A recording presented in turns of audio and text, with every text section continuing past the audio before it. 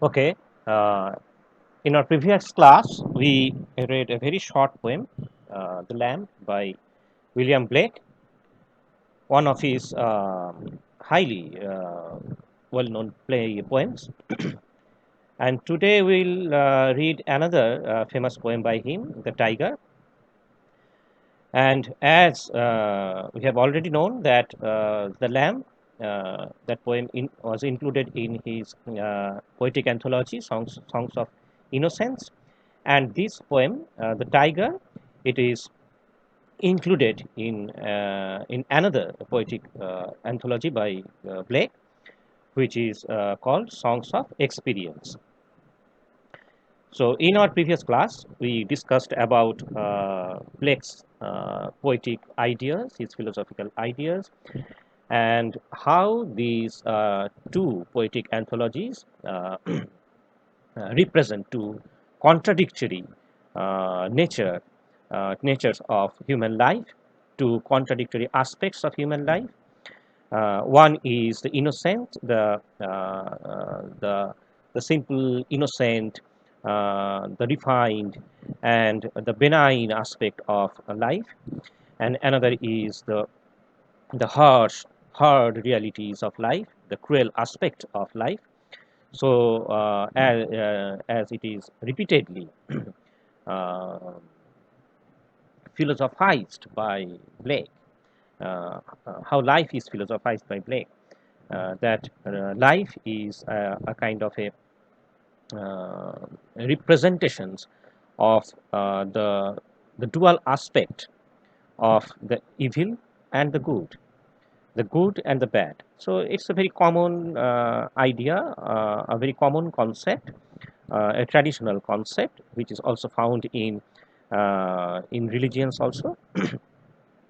But here, Blake is representing this dual aspect of life in a more profound, in a more mystic manner, which is very interesting. So, this philosophical profundity is very much striking as it is found in Blake's philosophy or in his poetry. তা যাই হোক, তা এই ব্যাপারটা আমি আগের দিন অনেকটাই ডিসকাস করেছি। তা সেই দিকে আমি অতটা আজকে আর যাচ্ছি না। আজকে আমরা যেটা বলবো সেটা হচ্ছে যে দ্য টাইগার, এই পোয়েমটার উপরই ফোকাস করব।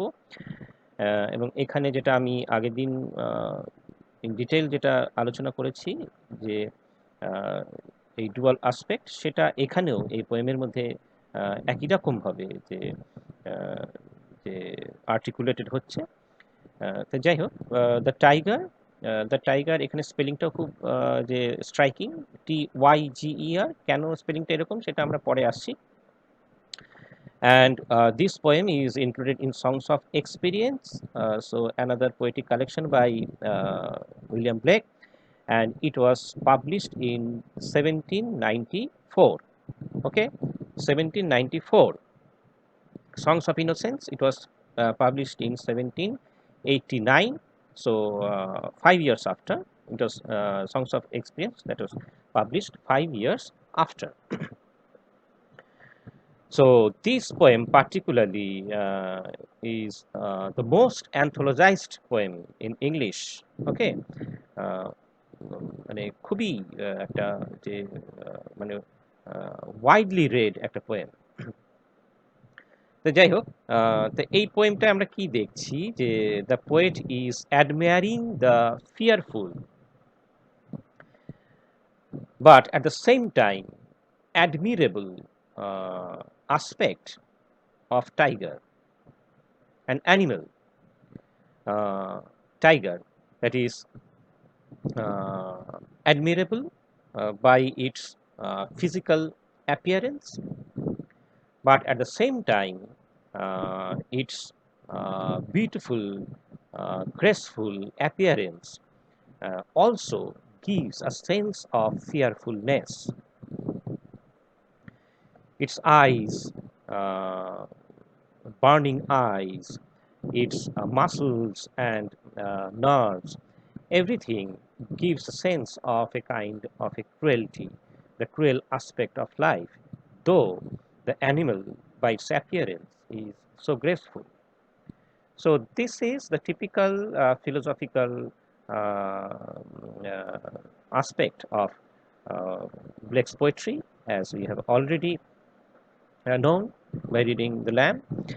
So here is again the poet is representing that fearful aspect of life, though in Lamb that fearful aspect is missing, that is absent, because that poem typically represents the benign aspect of life. But here we will see that as a mature kind of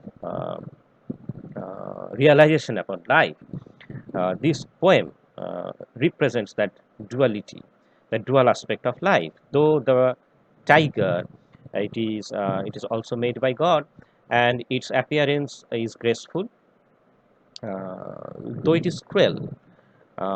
It's a fierce kind of an animal, but God has made this animal appear so graceful. That is very striking. How beauty, gracefulness is fraught with uh, cruel nature, cruel aspect. That is very striking about life. The poet in this poem extols or admires the form and the power of the various physical aspects of that animal.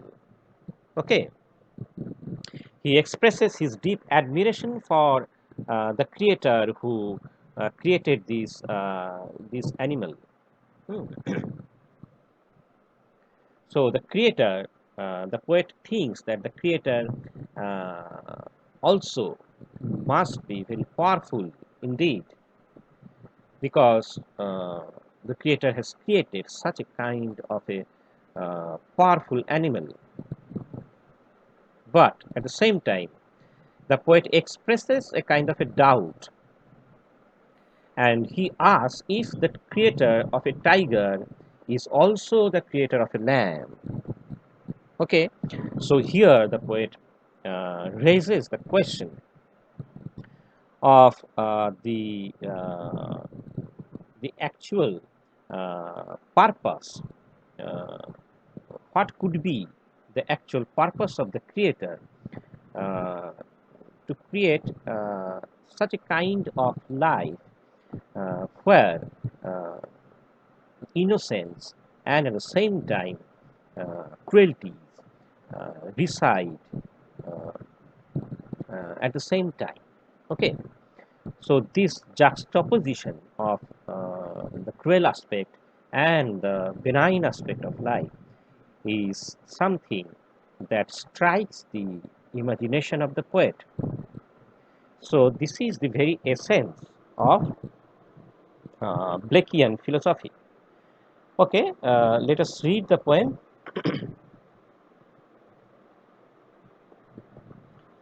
The tiger. So the tiger in this particular spelling, that is, as I said, that it is very much striking.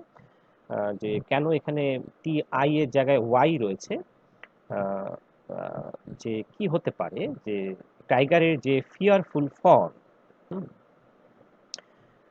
তার যে এই যে fearful তার যে figure, হ্যাঁ, সেটাকে হয়তো এই যে স্পেলিংটাকে দিয়ে সিগনিফাই করা হচ্ছে।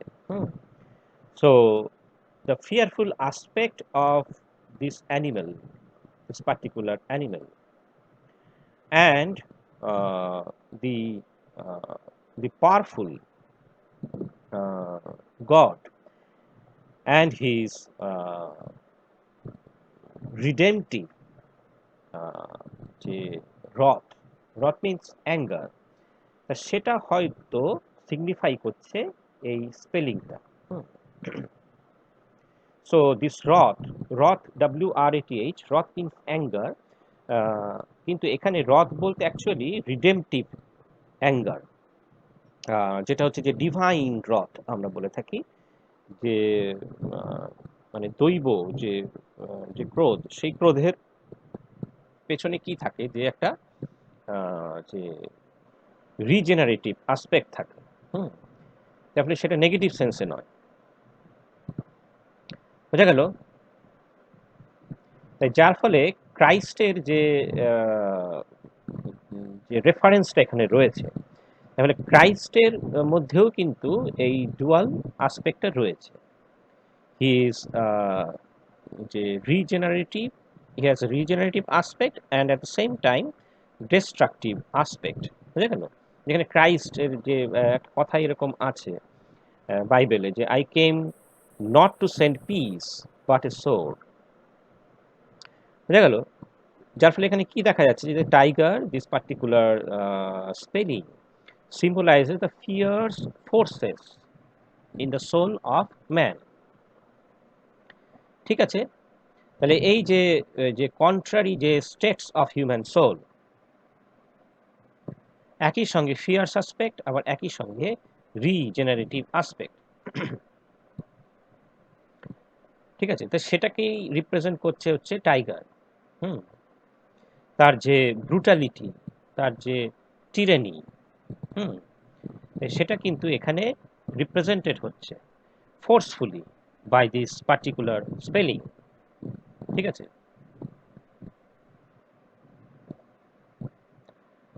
তাহলে এখানে আমরা যে স্পেলিংটা পাচ্ছি, TYGER, so this particular spelling that seems to evoke the symbolic quality of the animal. ঠিক আছে? Anyway, let us read the poem. Tiger, tiger, burning bright. Tiger, tiger, the same the word is repeated. এখানে আমরা দেখেছি যে ব্লেকের পোয়েমের মধ্যে একটা যে যেটাকে বলে যে ওই রাইম, হুম, একটা রাইমের অ্যাসপেক্ট রয়েছে, যেটা ওই ছোটদের কবিতায় যেমন হয় আর কি, ডগারেল যেগুলোকে বলে। তো সেই ডগারেলে যেমন হয় আর কি, যে ওই ছড়া আর কি, ছড়ার মতন একটি যে স্টাইল, সেই স্টাইলটা কিন্তু এখানেও মেনটেন করা হচ্ছে। টাইগার, টাইগার, বার্নিং ব্রাইট, এবং এখানে আমরা দেখছি যে অ্যালিটারেশন ইউজ করা হচ্ছে, burning bright, B the sound is repeated, burning bright. So the tiger here says, the poet says that it is burning bright. So here this particular phrase that heightens the ferocity of the image of the tiger. মানে টাইগারের যে burning আইবলস, সেটাকে এখানে refer করা হচ্ছে, that burning eyeballs which evoke the savage cruelty, rapacity, which is always associated with such a kind of an animal। মানে tiger তো predator, মানে শিকারী প্রাণী। তা প্রিডেটারের মধ্যে যে তার যে ওয়াইল্ড যে আসপেক্টটা থাকে, বোঝা গেল? তাহলে এই যে বার্নিং ব্রাইট এর মধ্যে সেই জায়গাটা রয়েছে।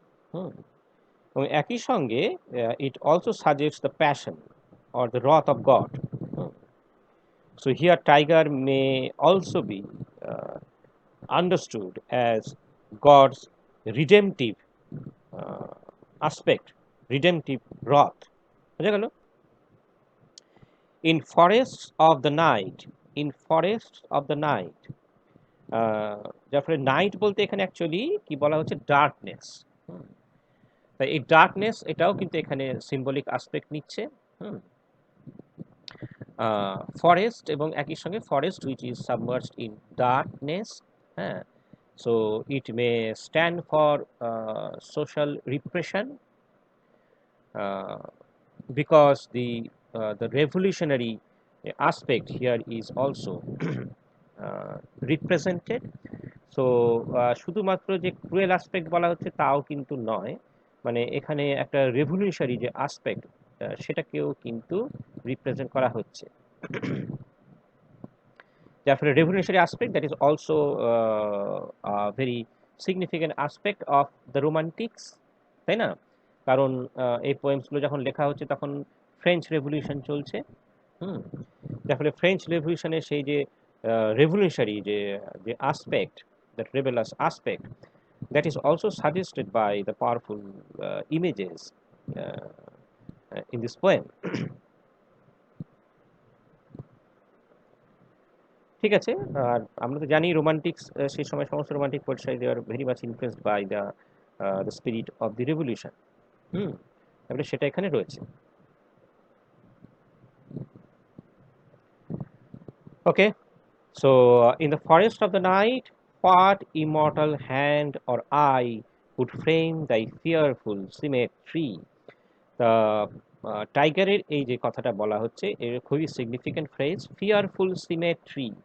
So the tiger has a kind of symmetry, a kind of beautiful গ্রেসেস, যে তার যে শরীরের যে গঠন, সেই গঠনের মধ্যে তার যে কাঠামোর মধ্যে একটা যে একটি অসাধারণ যে সিমেট্রি রয়েছে, মানে এক ধরনের এক ধরনের সমতা রয়েছে, এক ধরনের যে নির্দিষ্ট একটি পরিমাপ রয়েছে, একটা খুব পরিমিত, যেমন হওয়া উচিত, খুব ব্যালেন্সড, যে ওয়েতে তার যে beauty that is very much balanced, সেটাই বলতে চাইছে। তেমন সিমেট্রি রয়েছে, কিন্তু সেই সিমেট্রির মধ্যেই আবার একই সঙ্গে একটা ফিয়ার্স আসপেক্ট রয়েছে, বুঝা গেল? তো that is very striking. Hmm, Definitely, the fearful symmetry, this phrase, it refers to the balanced proportion of the animal. Hmm.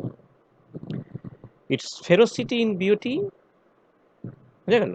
তার যে বিউটির মধ্যে একটা ফেরোসিটি রয়েছে, মানে কেমন, মানে খুব সহজ করে বোঝাতে গেলে যেমন যে যে সমস্ত মরণাস্ত্র, মানে ডেডলি যে ওয়েপন্সগুলো, ডেডলি ওয়েপন্সগুলো যখন আমরা দেখি তখন কি হয় যে সেগুলো তো মানে ভয়ঙ্কর এক একটা অস্ত্র, মানে সেটা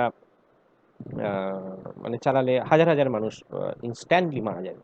তো এরকম একটা ভয়ঙ্কর একটা বস্তু, কিন্তু দেখা যায় যে যখন সেগুলোকে তৈরি করা হয়, তার যে একটা এস্থেটিক যে বিউটি, সেটা সম্পর্কেও কিন্তু যে মেকার সে সচেতন থাকে, মানে সে এরম করে না যে একটা বন্দুক, এটা তো মানুষই মারা হবে এটা দিয়ে, তারপরে এটা অত সুন্দর করার দরকার নেই। কিন্তু দেখা যাচ্ছে সে যখন ওটাকে বানাচ্ছে, তখন কিন্তু সে এমনভাবে বানাচ্ছে যে তার সেটার যে অ্যাপিয়ারেন্স, সেই অ্যাপিয়ারেন্সের মধ্যে একটা যে একটা অ্যাট্রাকশন রয়েছে, একটা এস্থেটিক একটা অ্যাট্রাকশন রয়েছে। একটা মিসাইল, একটা মিসাইলও যখন বানানো হয় তখন সেটারও কিন্তু অ্যাপিয়ারেন্সের উপরে একটা গুরুত্ব দেওয়া হয়। তো এই জায়গাটা খুব স্ট্রাইকিং যে একই সঙ্গে যে মেকার সে চিন্তা করছে যে এই অস্ত্রটা কতটা ধ্বংসাত্মক হতে পারে, যত বেশি ধ্বংসাত্মক হয় ততই ভালো, আবার সেটা যাতে দেখতে সুন্দর হয় সেই সম্পর্কেও সে খুব সচেতন। তাহলে একই সঙ্গে একজন মানুষ যে ক্রিয়েটিভ হচ্ছে, আবার ডিস্ট্রাকটিভ হচ্ছে, এটা খুব স্ট্রাইকিং। এখানে সেই জায়গাটাই মানে সেই ধরনের একটা উদাহরণ দিয়ে আমরা বোঝাতে পারি আর কি। তার পোয়েট সেরকম একটা কিছু বলতে চাইছেন যে টাইগারের এই যে যেটা হচ্ছে ফিয়ারফুল সিমেট্রি, বুঝা গেল? ব্যালেন্সড যে প্রপোর্শন অফ দ্য অ্যানিমেল, কিন্তু এই ব্যালেন্স প্রপোর্শনের মধ্যে একটা ফেরোসিটি রয়েছে। হুম, সো দি অ্যাম্বিভ্যালেন্ট যে কন্ট্রাডিকশন, বুঝা গেল? যে কন্ট্রাডিকশন যেটা হচ্ছে অ্যাম্বিভ্যালেন্ট, the ambivalent contradiction between the tiger's beautiful exterior and its cruel যে indwelling spirit, তার মধ্যে যে স্পিরিটটা রয়েছে, indwelling spirit, সেটা হচ্ছে cruel। Okay, what immortal hand or eye, immortal hand or eye, the immortal hand or eye বলতে this phrase refers to the maker of the tiger, that is God। Say immortal, তার কথা এখানে বলা হচ্ছে যে ওই টাইগারটিকে তৈরি করছে। সো ইমর্টাল হ্যান্ড কুড, যে এখানে যে তার যে সেন্স অফ ওয়ান্ডার, পোয়েটের যে সেন্স অফ ওয়ান্ডার, সেটা রিপ্রেজেন্টেড হচ্ছে এই কুড, এই ওয়ার্ডটার মধ্যে দিয়ে, যে কুড ফ্রেম দাই ফিয়ারফুল সিমেট্রি, যে কিভাবে সম্ভব, যে এটা একটা বিস্ময়কর ব্যাপার যে এরভাবে একটি অ্যানিমেলকে তৈরি করা যায়। ঠিক আছে, in what distant deep or skies burnt the fire of thine eyes? Distant deeps or skies, dips মানে তো আমরা বুঝতে পারছি, ডিপ বলতে এখানে যে মানে মানে সি, অথবা এখানে স্কাইজ এর কথা বলা হচ্ছে। ঠিক আছে, তাহলে একই সঙ্গে এটা কি বলতে চাইছে যে যে কি হচ্ছে যে একই যে টাইগারের যেটা আমরা দেখলাম যে সে যখন ফরেস্টের মধ্যে রয়েছে সে যেটা পোয়েট বলছেন সে কি হচ্ছে ডার্কনেসের মধ্যে রয়েছে, যেটার একটা যে অ্যানালিসিস সেটা আমরা করতে পারি যেভাবে বললাম। হুম। এবং একই সঙ্গে আমরা দেখছি যে এই টাইগারের মধ্যে একটা বৈশিষ্ট্য কি রয়েছে যে আহ, মানে একদিকে হেভেনলি আসপেক্ট এবং আরেকদিকে তার যে আহ, মানে আর্থলি যে নেচার, হুম, সেটা একই সঙ্গে যেটা ওই আগেই বললাম যে অ্যাম্বিভ্যালেন্ট কন্ট্রাডিকশন সেটা এখানে রয়েছে। হুম। এবং সেটি পোয়েট এখানে বলতে চাইছেন, in what distant dips or skies burn the fire of thine I. So burn the fire, এই যে ফায়ার কথাটা এখানে বলা হচ্ছে এটারও খুবই মানে খুবই সাজেস্টিভলি এখানে ইউজ হচ্ছে ফায়ার ওয়ার্ডটা। হুম। তা এখানে যে ফায়ার সেটা হচ্ছে যে ফায়ার আমরা বলতে মানে ডিভাইন এসেন্স ভাবতে পারি। হুম। তাহলে এখানে ফায়ার কিন্তু মানে ফায়ার একটা যে খুবই এলিমেন্টাল একটা থিং, যেটা একটা ডিভাইন এসেন্স, যে one of the four elements of the creation.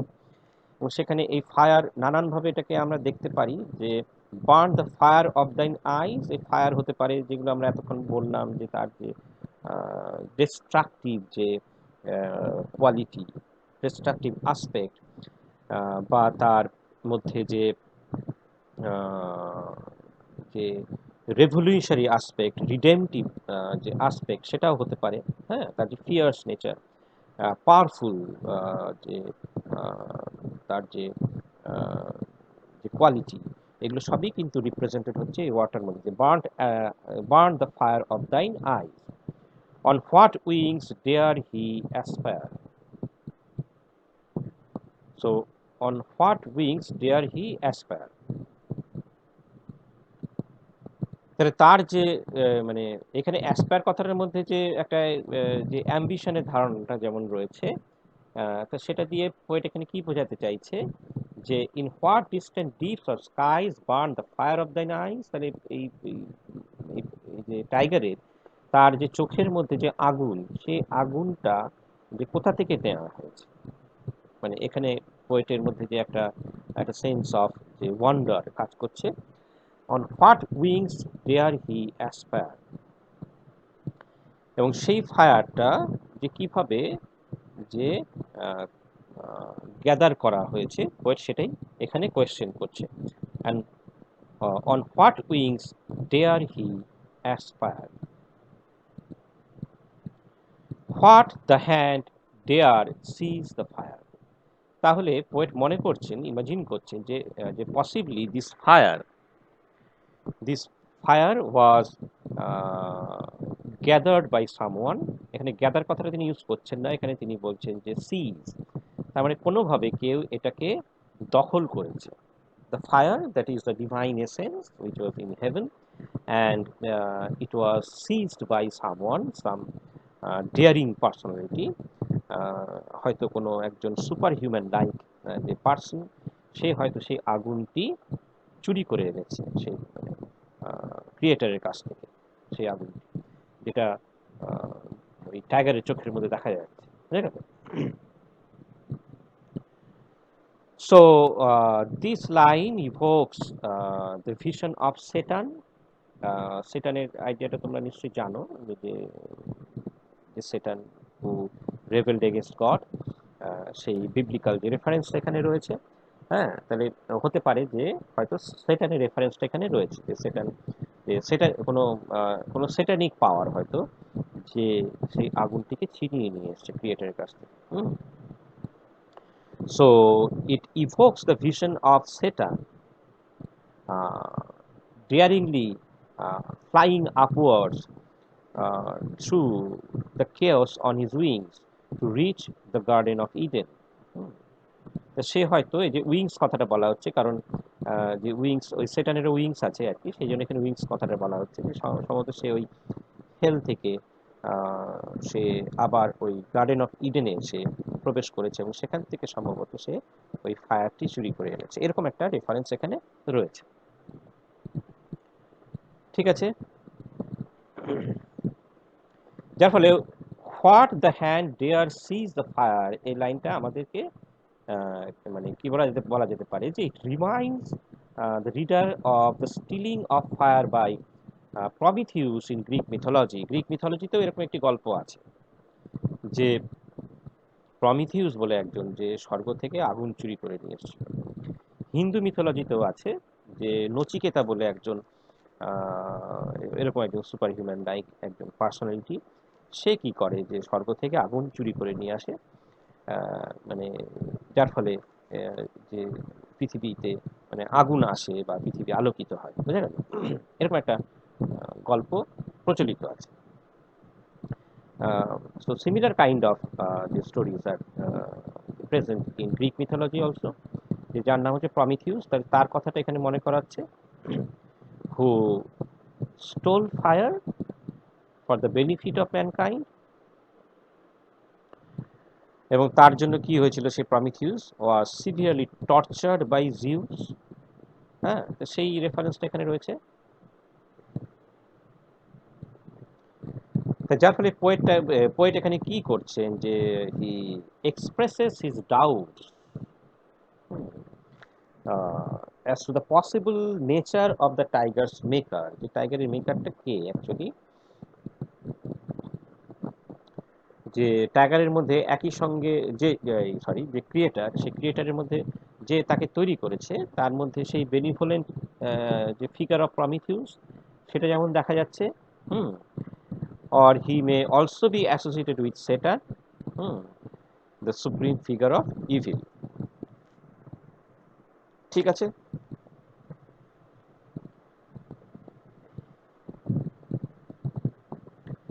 And what shoulder and what are could twist the sinews of thy heart। তো এখানে কি হচ্ছে, পোয়েট কি বলতে চাইছেন যে যে হোয়াট শোল্ডার কথাটা তিনি এখানে বলছেন, অ্যান্ড হোয়াট শোল্ডার, শোল্ডার কথাটা কেন বলছেন, যে এখানে ওই শোল্ডার মানে শোল্ডারটা কিসের কি সাজেস্ট করে, কি ইমপ্লাই করে, ইট ইমপ্লাই স্ট্রেংথ, এবং একই সঙ্গে shoulder also represent skill or art which is needed to create something. হ্যাঁ, যেমন করে একজন ক্রিয়েট করে, যে একজন স্কাল্পটার যেমন করে কি করে যে ওই পাথর ভেঙে ভেঙে একটা মূর্তি তৈরি করে, যার ফলে সেখানে সেই শোল্ডার যেটা হচ্ছে যে একই সঙ্গে তার যে স্কিল, আর্টিস্টিক স্কিল, সেটা তার শোল্ডারের উপর নির্ভর করে, আবার একই সঙ্গে যে স্ট্রেংথ সেটাকেও রিপ্রেজেন্ট করে শোল্ডার, বুঝা গেল? তা কি বলা হচ্ছে যে and what shoulder and what art could twist the sinews of thy heart। of thy বলতে your বলতে কে, টাইগারের কথা বলা হচ্ছে, টাইগার্স হার্ট। টুইস্ট দ্য সিনিউজ, সিনিউজ বলতে এখানে কি বলা হচ্ছে, সিনিউজ বলতে মাসলস, ঠিক আছে? টাইগারের যে মাসলস গুলো, যেগুলো পাওয়ারফুল মাসল, তাহলে সেগুলোকে শেপ, এখানে টুইস্ট বলতে শেপ দেওয়া, হ্যাঁ, কোনো কিছুকে সঠিক ভাবে গঠন করা, মানে এখানে একটা image of a sculptor is being built up by the poet, বা বলা যেতে পারে একজন গোল্ড স্মিথ, যে একজন কামার যেমন করে ওই পিটিয়ে পিটিয়ে একটা একটা লোহাকে একটা শেপ দেয় যেমন করে, সেইভাবেই যেন এই টাইগারটিকে তৈরি করা হয়েছে। সেই জন্য বলা হচ্ছে what shoulder and what art, যে skill, artistic skill could twist the sinews of the heart, and when the heart began to beat, what dread hand and what dread feet. যখন ফাইনালি সেই অ্যানিমেলটা যখন তৈরি হচ্ছে, তখন মানে সে যে কতটা dreadful, that can be assumed by its appearance, বুঝে গেল? সেটাই বলতে চাইছি যে and when the heart began to beat, what dread hand and what dread feet. ঠিক আছে? তাহলে এখানে আমরা কতগুলো জিনিস পেলাম, যে যে হোয়াট ড্রেড হ্যান্ড কথা বলছেন, যে যেটা বলছেন, যে আবার ড্রেড ফিটের কথা বলছেন, যেটা হচ্ছে খুব সহজভাবে আমরা বুঝতে পারছি যে These are also in the same way the manifestations of ferocity of the tiger, its strength, and as much as its beauty. ঠিক আছে, ঠিক একই রকম ভাবে যে ওই ফিয়ারফুল সিমেট্রির কথা যেটা বলা হয়েছিল। হুম, তাহলে এই হলো। আচ্ছা, এরপর পোয়েট কি বলছেন? What the hammer, what the chain, in what furnace was thy brain. এবার টাইগারের ব্রেইনটার কথা বলা হচ্ছে, এটাকে হার্টের কথা বলা হয়েছে। তা সেই ব্রেইনটা টাইগারের যে এরকম একটা ফিয়ার্স অ্যানিমেল, তার যে ব্রেইনটা that can that should be also very powerful. Hmm, ah, সেটাই ও পোয়েট মনে করার মানে গেস করার চেষ্টা, অ্যাজিউম করার চেষ্টা করছেন। এবং এখানে আমরা দেখব যে image of a gold Smith, একজন গোল্ড স্মিথের ইমেজ এখানে তৈরি করা হচ্ছে। যে গোল্ড স্মিথ যেমন হ্যামার দিয়ে যে পিটিয়ে কি করে, যে যে ফার্নেসের মধ্যে যে পিটিয়ে একটা লোহার কিছুকে শেপ দেয়। What hammer, what the chain, in what furnace was thy brain. Hmm, poet এখানে সেই কথাটাই আহ, মানে ইন্টেন্সিফাই করছেন টাইগারের সেই সিমিলার যে আসপেক্ট, সেই তার যে ফেরোসিটি। হুম, তাহলে কি হচ্ছে যে আহ, যে এখানেও আমরা সেই ফায়ার ইমেজারি কিন্তু পেলাম, যেহেতু ফার্নেসের কথা বলা হচ্ছে। হ্যাঁ, তাহলে একই রকম ভাবে টাইগারের যে ফিয়ার্সনেস এবং আহ, তার যে ডমিনেন্স, সেটাকে এখানে রিপ্রেজেন্ট করা হচ্ছে। হুম, যেটা আমরা এর আগে পেলাম যে ফায়ার অফ দাইন আইস, এখানেও সেটাই একই রকম ভাবনা, যে রিপিটেড হচ্ছে, রিইটারেট হচ্ছে। ঠিক আছে, তাহলে একই সঙ্গে আমরা এখানে দেখছি যে আহ, যে টাইগারের যে ক্রুয়েল বা তার যে ফিয়ার্স অ্যাসপেক্ট, এবং তার সঙ্গে তার যে মানে মিস্টিক্যাল যে অ্যাসপেক্ট। হ্যাঁ, যে একটা রহস্যপূর্ণ, একটা এনিগম্যাটিক যে একটা অ্যাসপেক্ট টাইগারের মধ্যে, যেটা রিপ্রেজেন্টেড হচ্ছে। ঠিক আছে,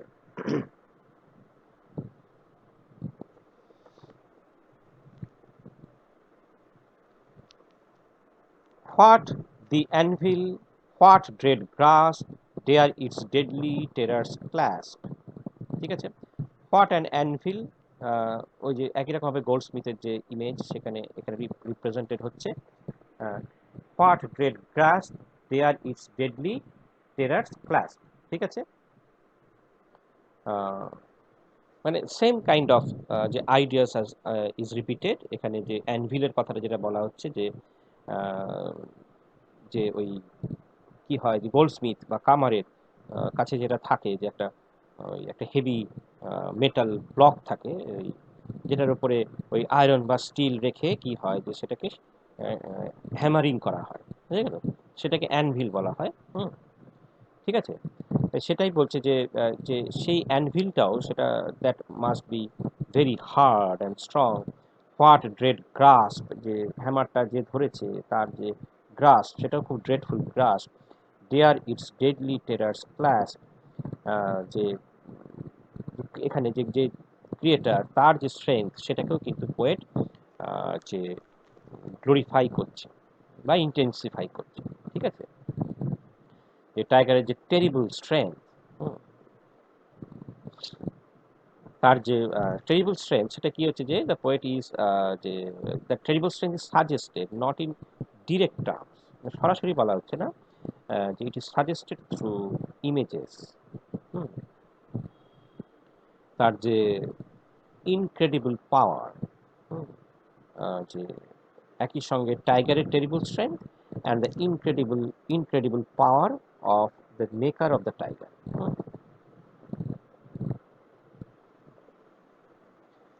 তো এখানে কি হচ্ছে, যে শোল্ডারের রেফারেন্স যেটা রয়েছে বা ড্রেডফুল গ্রাস, হ্যাঁ, যেটা রিপিটেডলি মানে এই যে শব্দগুলো, সেগুলো মেকারের যে পাওয়ার সেটাকে রিপ্রেজেন্ট করছে। হুম, তাহলে টাইগারের যে হচ্ছে যে তার যে সিনিউস, মানে তার যেটা বলা হলো একটু আগে, তার যে মাসলস, আবার ক্রিয়েটারের যে শোল্ডার, হ্যাঁ, মানে এই দুটোই একই সঙ্গে কি হচ্ছে যে রিপ্রেজেন্ট করছে the strength, power, creator এবং the thing which is created. Great feat, deadly terrors এই যে শব্দগুলো রয়েছে বারবার। হলো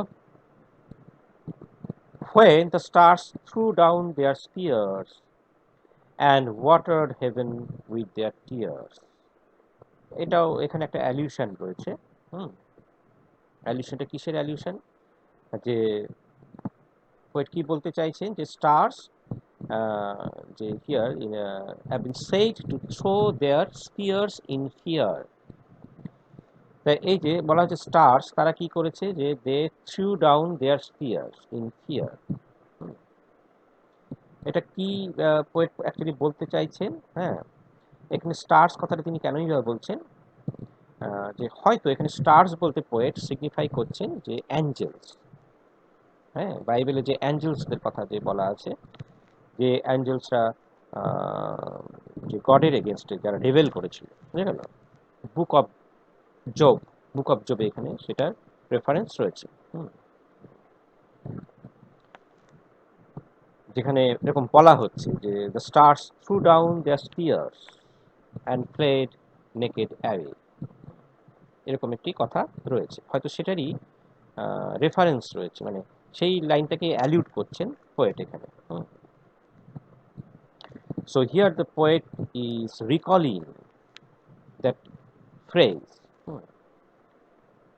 ঠিক আছে, তাহলে একই সঙ্গে যে স্টারি যে স্পিরিটস, হ্যাঁ, তাদের যে হরার, এবং ফাইনালি তারা কি করছে ক্রিয়েটারের কাছে সারেন্ডার করছে থ্রু ডাউন দেয়ার যে স্পিয়ার্স, যে ঈশ্বরের যে অসীম ক্ষমতা সেটা দেখে তারা তার কাছে সারেন্ডার করছে এবং তারা তাদের যে ওয়েপন্স সেটাকে তারা তারা থ্রো ডাউন করছে, মানে সেগুলো তারা ফেলে দিচ্ছে। When the stars threw down their spears and watered heaven with tears, তার মানে এখানে সেই বিবলিক্যাল রেফারেন্সের কথাই রয়েছে, সেই arch Angeles who fought against God and got heavily defeated. Did he smile his work to see? He বলতে God, তাহলে গডের এই যে পাওয়ার, তার এই যে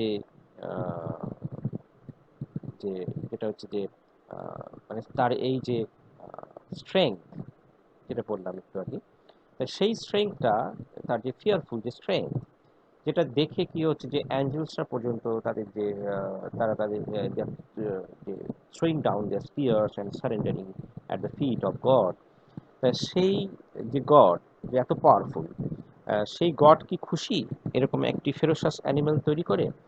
did he smile his work to see? Was God actually happy to see his creation?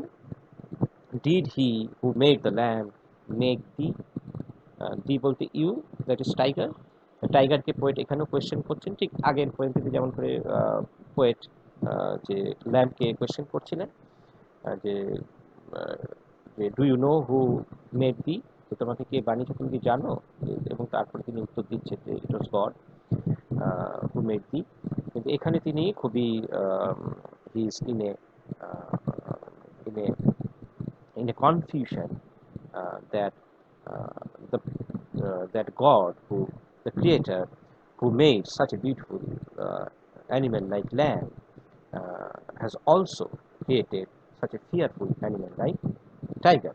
এবং সেজন্য তিনি বলছেন he did he who made the lamb make the. এটা খুবই সিগনিফিক্যান্ট একটা কোয়েশ্চেন, যেটা পোয়েট বলতে চাইছেন, যেটা পোয়েটের যে টিপিক্যাল যে পোয়েটিক তার যে আসপেক্ট অর হিজ ফিলোসফিক যে ভিউ অ্যাবাউট লাইফ, সেটা এখানে রিপ্রেজেন্টেড হচ্ছে। So here the poet in the same way wonders at the inscrutable nature of the maker of the lamb and the tiger, the common maker of the lamb and the tiger। ঠিক আছে, তার এই যে ইনস্ক্রুটেবল nature, মানে যেটাকে বোঝা যায় না, যে সে হচ্ছে রহস্যপূর্ণ, হুম, ঠিক আছে? তাহলে গড তার যে অ্যাকচুয়াল নেচার সেটা হচ্ছে যে ইনস্ক্রুটেবল, যেটাকে জানা যায় না, আনইন্টেলিজিবল, তাকে কখনো আমরা বুঝতে পারবো না। হুম, so the creative spirit of God, it is so enigmatic that we cannot know its mystery completely. Hmm. This is the mystery about life. This is the paradox of life. ঠিক আছে? This coexistence of the tiger and the lamb in the same creation. ঠিক আছে? এই coexistence, this is the hallmark of life, and that cannot be avoided. ঠিক আছে? ঠিক আছে? যার ফলে এখানে আমরা দেখছি যে টাইগার বা ল্যাম্ব বা গড, এদের সবাইকেই কিন্তু পোয়েট একই রকমভাবে যে যেভাবে রিপ্রেজেন্ট করছে, মানে মনে হচ্ছে যেন এরা সবাই একই, এবং মানে ক্রিয়েটার এবং দ্য থিং ক্রিয়েটেড, এগুলো সবই সেম জিনিসকে রিপ্রেজেন্ট করছে, এবং তারা যেন ওয়ান অ্যান্ড দ্য সেম। হুম, মানে পোয়েটের যে রিপ্রেজেন্টেশনের মধ্যে সেরকম একটা সাজেশন রয়েছে।